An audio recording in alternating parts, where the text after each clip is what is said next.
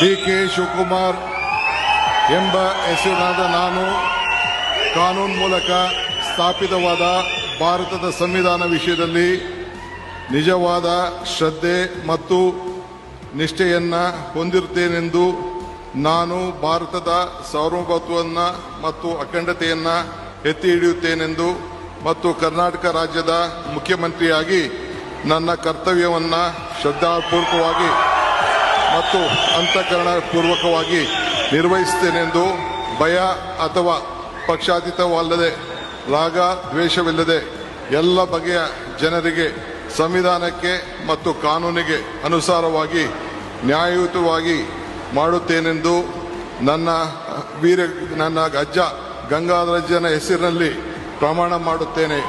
ಶ್ರದ್ಧಾಪೂರ್ವಕವಾಗಿ ಪ್ರತಿಜ್ಞೆಯನ್ನ ಮಾಡುತ್ತೇನೆ. ಮಾನ್ಯ ಮುಖ್ಯಮಂತ್ರಿಗಳು ಈಗ ಪ್ರಮಾಣ ವಚನಕ್ಕೆ ಸಹಿ